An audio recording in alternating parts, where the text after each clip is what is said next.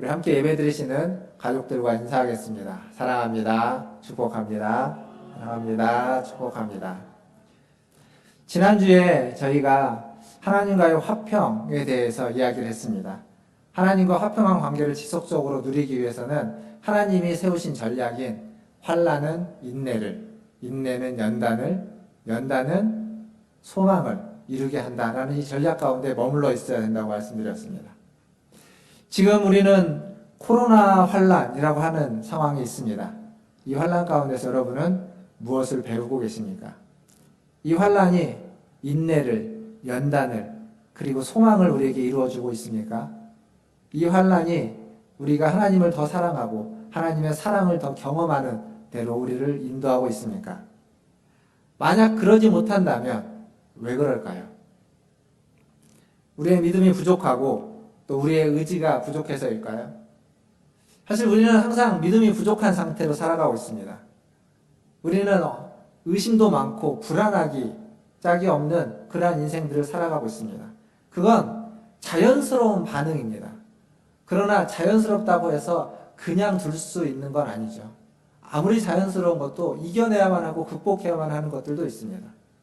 오늘은 우리가 읽은 본문 말씀을 통해서 소망이 부끄럽지 않음은 하나님의 사랑이 우리에게 부은 바 되었기 때문이다 라는 이 말씀을 가지고 하나님의 사랑에 대해서 우리에게 주어지는 소망이 부끄럽지 않게 하는 하나님의 사랑에 대해서 좀 몇 가지 생각해 보려고 합니다.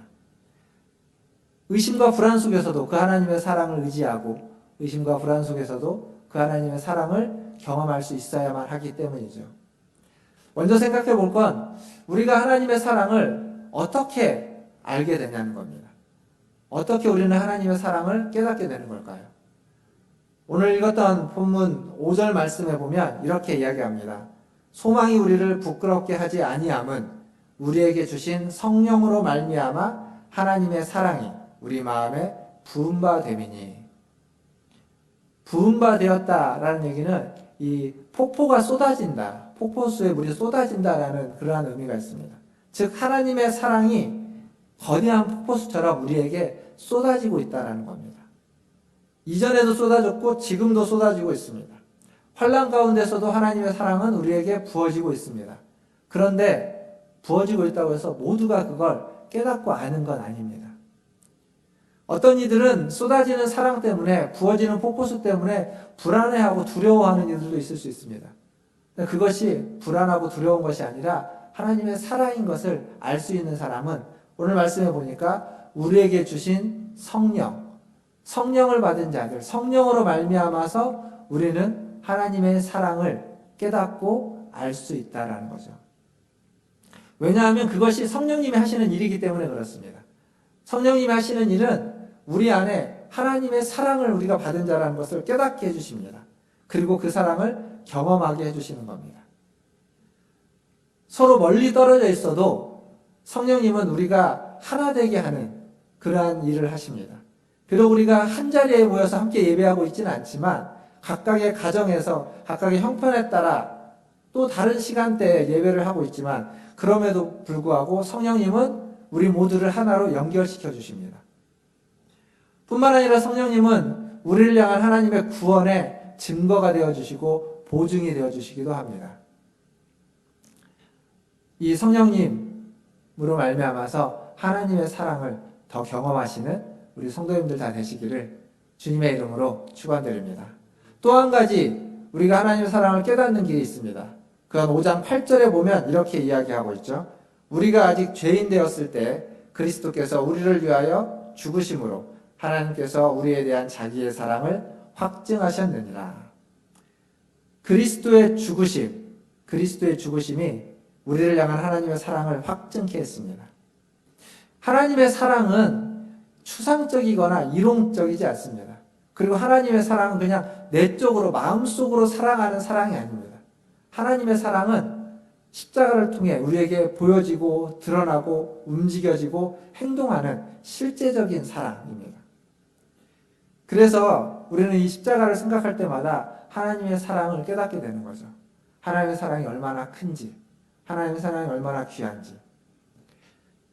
이렇게 성령님과 십자가를 통해서 우리는 하나님의 사랑을 깨달을 수 있습니다. 한번 생각해 보십시오. 누가 우리를 위하여 죽어줄 수 있는지, 나를 위하여 누가 나를 대신해서 죽을 수 있는지 한번 생각해 보면 아무도 없을지라도 지금 성경은 그 얘기를 하고 있는 겁니다. 한 사람이 있다고. 당신을 위하여 죽어진, 당신을 대신해서 죽음을 당한 한 사람이 있다고. 그가 바로 예수 그리스도시다고 이야기하는 겁니다. 예수님은 저와 여러분을 위하여 기꺼이 목숨을 내놓았기 때문에 우리를 위하여 돕는 그 어떤 일에도 주저하지 않습니다. 환난이나 기근이나 적신이나 칼이나 어떤 위험도 하나님의 사랑을 우리에게서 끊을 수 없는 이유가 되는 겁니다. 오늘 이 하나님의 사랑에 감사하고 이 하나님의 사랑에 감격하고 이 하나님의 사랑을 경험하시는 저와 여러분 되기를 주님의 이름으로 축원드립니다. 그렇다면 하나님은 우리를 언제부터 사랑했을까요? 로마서 5장 6절을 보면 우리가 아직 연약할 때라고 이야기합니다. 그리고 8절을 보면 우리가 아직 죄인 되었을 때, 그리고 10절에는 우리가 아직 원수 되었을 때, 즉 연약할 때, 죄인일 때, 원수일 때 사랑한다는 거죠. 연약한 자를 사랑할 수 있습니다. 죄인도 사랑할 수 있습니다. 나에게 지은 죄가 아니라면 다른 사람에게 지은 죄인도 사랑할 수 있습니다. 그런데 원수는 또 다른 얘기입니다. 원수를 사랑하는 건 사실 원수라는 말 자체가 절대 용서할 수 없는 존재를 부르는 말입니다. 근데 하나님은 그러한 연약한 자, 무능하고 모자른 자, 죄인, 허물 많은 자, 심지어 원수까지도 그 원수되어 있을 때 사랑했다라고 이야기하는 겁니다. 우리는 누군가를 사랑해도 그 사람을 봐가면서 사랑을 합니다. 그 사람이 사랑받을 만한 사람인지, 내가 사랑할 만한 사람인지, 아니면 뭔가 돈이 많든지, 잘생겼든지, 아니면 뭔가 다른 매력이라도 있든지, 뭔가가 있을 때 사람은 그 사람을 사랑합니다.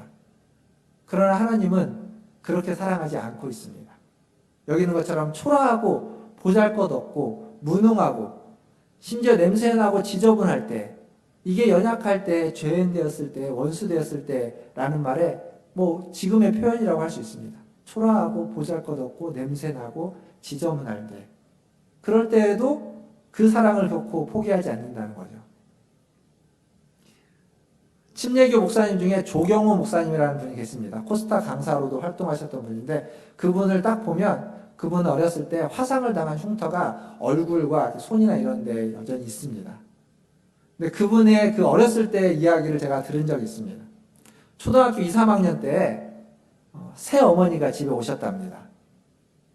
그런데 초등학교 4, 5학년 때 새 어머니가 집을 가출하는 모습, 도망치는 모습을 직접 보셨답니다. 택시 타고 도망치는 모습.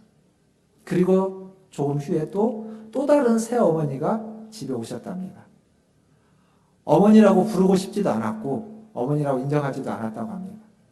그런데 그러던 중 어느 날 화상을 크게 당한 거죠. 전신 화상을 당했습니다, 이분이. 그래서 병원에 가서 온몸을 붕대로 이렇게 칭칭 감고 있는데 그 화상이라는 게 굉장히 무서운 거지 않습니까? 그 살에서는 계속 진물이 나고 그 몸은 이제 냄새가 나기 시작하고 그걸 다 닦아내야 되니까 그렇게 시체 썩어가는 냄새 같은 냄새가 나고 있는 그 자리에 한순간도 떠나지 않고 그 새 어머니가 24시간을 지켰다고 합니다. 그걸 경험한 후에 이 목사님이 뭐라고 말하냐면 그분을 어머니라고 안 부를 수가 없었다고. 이게 사랑입니다. 우리가 살아가면서 이해할 수 없는 일들이 참 많이 일어납니다. 감당할 수 없는 일들도 일어나게 되는 거죠. 상처받고 아파하고 심지어는 죽음에 이르는 경우도 있습니다. 그러나 한 가지 분명한 것은 하나님은 우리를 사랑하십니다. 하나님은 우리에게 좋은 것을 주기를 원하십니다. 다 이해할 수는 없지만, 다 알 수는 없지만 그것이 진리입니다. 미국에 있는 한 보험회사의 광고가 있습니다. 올스테이트라는 보험회사의 이미지인데요. 저게 지금 올스테이트라는 보험회사의 이미지입니다. 저 위에 동그라는데 손이 있죠? 저 손 안에 뭐가 있는지 다음 그림을 보면 나옵니다. 저기에 집이 있고 차가 있고 그 집 안에는 가족이 있습니다. 이 광고, 이 보험회사의 광고 이미지는 이겁니다. 당신의 집도, 당신의 가족도, 당신의 차도 우리의 손 안에 있으면 안전합니다. 우리가 지켜줄 것입니다. 우리가 책임져 줄 것입니다. 우리가 돕겠습니다. 이런 광고입니다. 맨 처음 거기에 보면 영어로 그렇게 밑에 있습니다. 올스테이트라는 그 보험회사 이름 밑에 뭐라고 되냐면 You are in good hands라고 되어 있습니다. 당신은 선한 손 안에 있습니다. 라는 겁니다. 이게 이 보험회사의 광고입니다. 저는 이렇게 이야기하고 싶습니다. 사랑하는 성도 여러분, 보험회사의 손보다 우리는 더 선하고 더 위대하고 더 긍휼이 많으신 분의 손 안에 있습니다. 하나님의 손 안에 있습니다. 우리를 돕겠다고 자신의 독생자를 아끼지 아니하시는 그 하나님의 손 안에 우리는 항상 있습니다. 우리에게 무슨 일이 일어날지 모릅니다. 어떤 어려움이 닥쳐질지 모릅니다. 어떤 환란이 우리 앞에 다가올지 우리는 모릅니다. 지금은 괜찮지만, 그리고 그동안도 괜찮아 왔지만 앞으로도 괜찮을 수 있겠지만, 그러나 그 중에 또 다른 어려움이 찾아올 수도 있습니다. 그러나 한 가지 기억할 건 우리는 하나님의 선하신 손 안에 있다는 겁니다.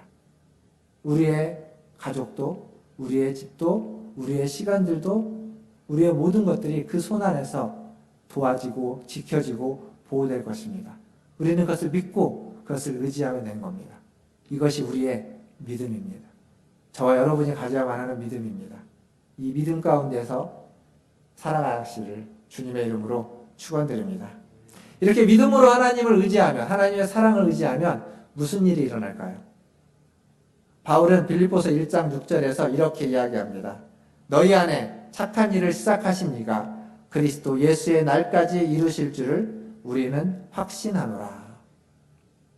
우리 안에 구원을 시작하신 그분이 그 구원을 이루어 주신다고, 완성하십니다. 그리고 우리의 인생도, 하나님이 시작하게 하신 그 인생도 하나님이 책임져 주시고 완성해 주실 겁니다. 어려움이 있지만, 때로는 좌절할 수도 있지만, 절망 가운데 처할 수도 있지만, 그 가로막은 모든 것들을 뛰어넘고 극복해서 하나님 것을 이루어 주시고 완성시켜 주실 걸 믿습니다. 그래서 오늘 우리가 읽었던 본문 11절에 보면 마지막에 바울은 이렇게 이야기하는 거죠. 하나님 안에서 즐거워하라 라고 이야기합니다.